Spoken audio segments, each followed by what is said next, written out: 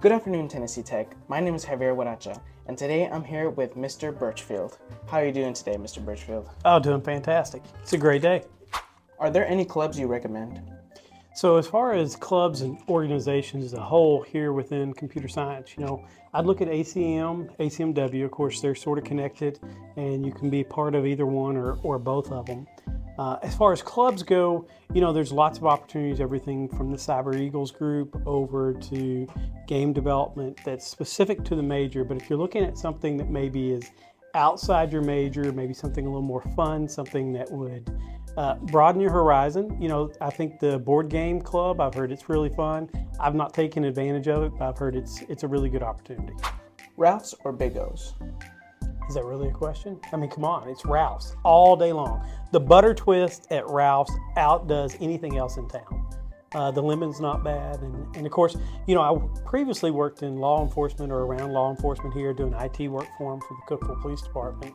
And during that time, what I found out was that Ralph's Donuts on Saturday evenings, because they're not open on Sundays, takes all their donuts and they give them away to the public safety groups here in town. So, they would have an officer go down and pick up all these donuts. So come Sunday morning, if I came in to do some work, or Monday morning, it was inevitable that I'd end up eating donuts. Is there another place and time you wish you could visit?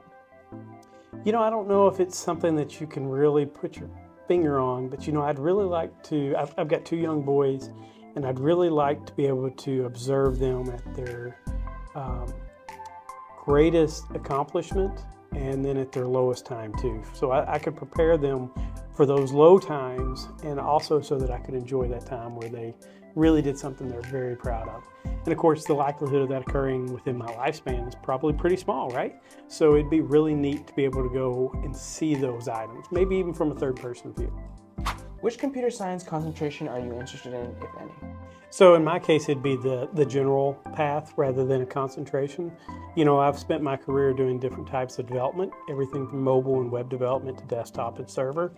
And so I really like that application development, the software engineering portion. I've had an opportunity to be exposed to the rest of it, but really I would say that development and software engineering and design is really where my heart's at.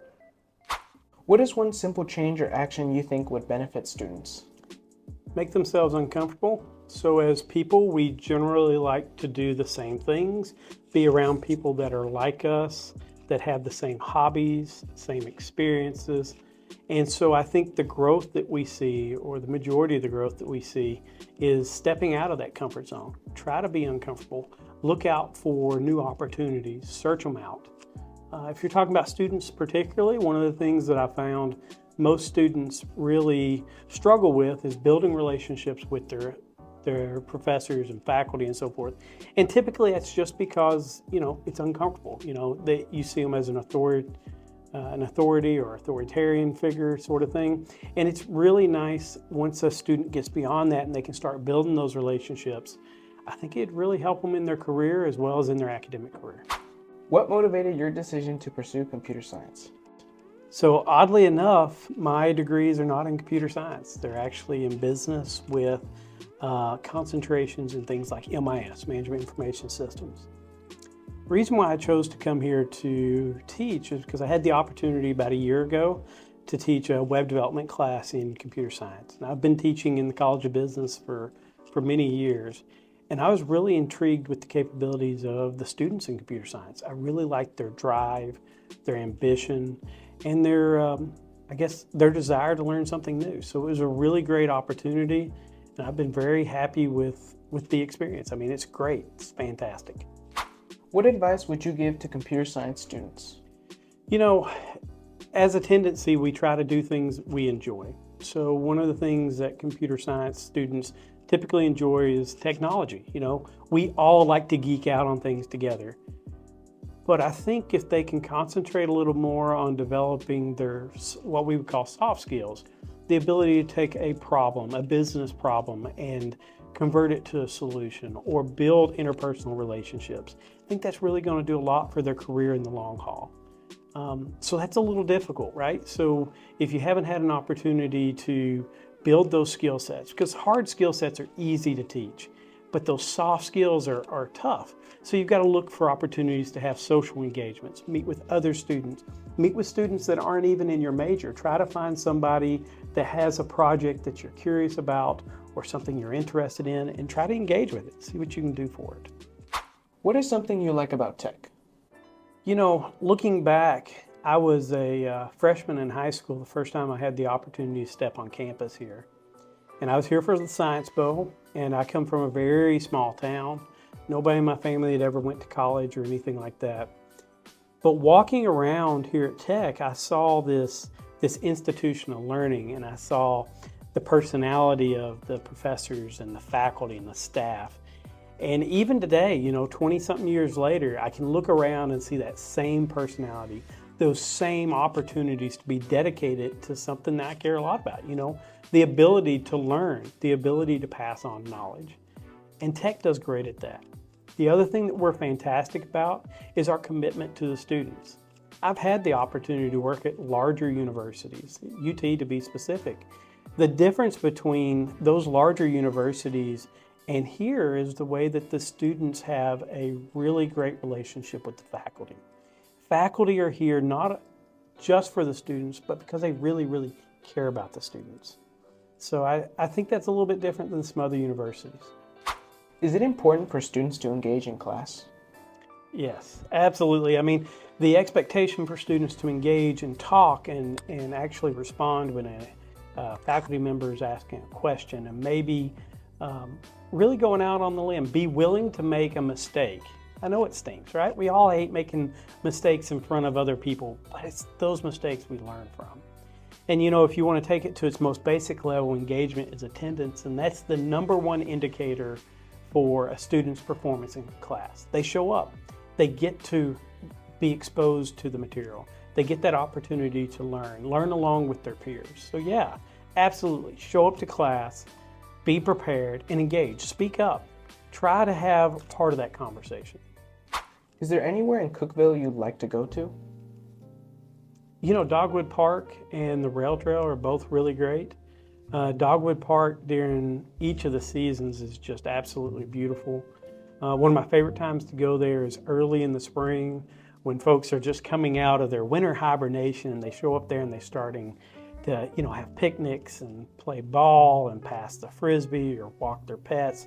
It's a really great opportunity. And the rail trail is fantastic. It gives folks an opportunity to ride their vehicles away from traffic in a safe environment.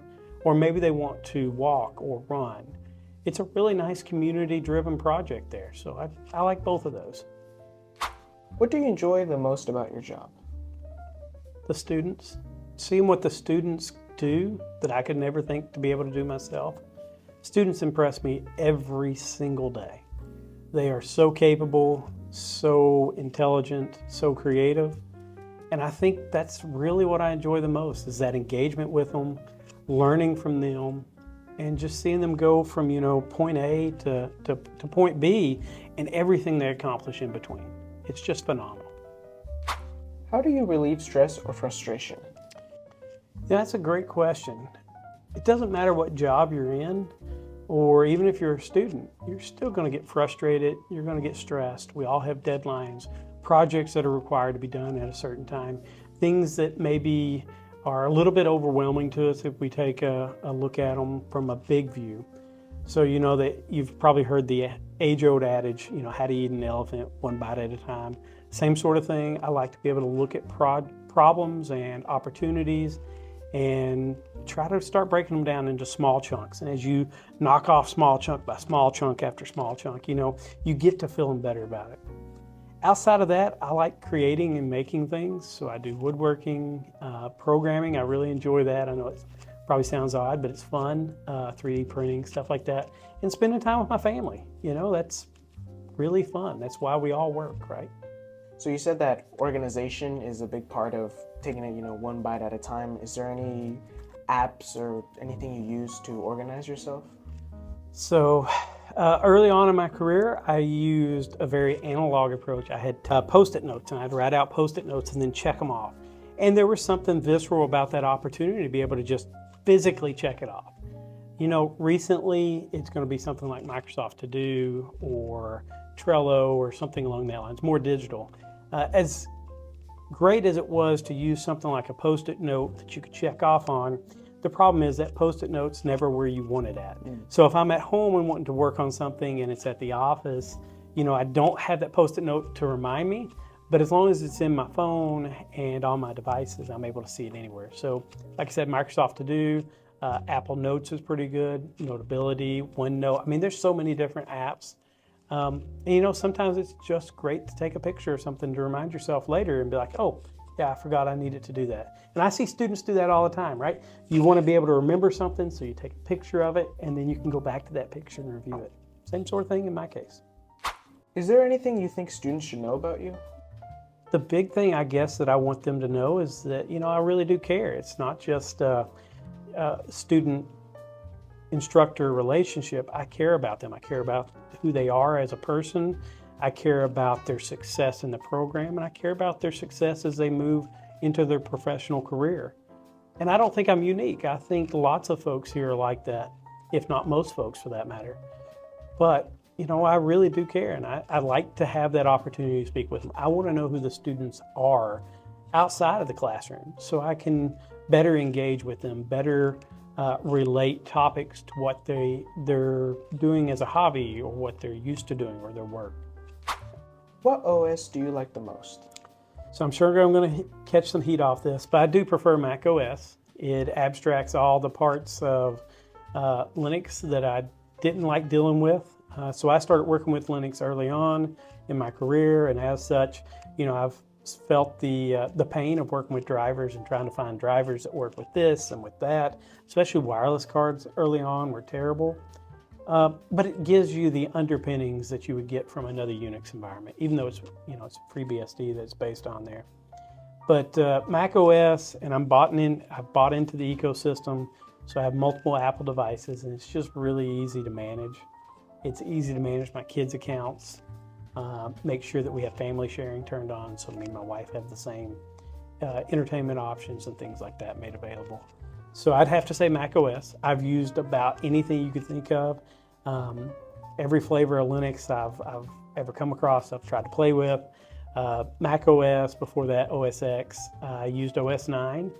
I've used old school DOS. I've used Windows, Windows 3.1, 95, 98, NT, 2000, XP, 7 and 10. Played with Windows CE some, Windows Mobile back in the day, Android of course, and iOS. So yeah, I've got to play with a lot of, and Palm OS, I forgot about that one. So I've got to play with a lot of them, but by far the current iteration of Mac OS is really phenomenal, especially where I am in my life. Is there anything you would encourage students to try?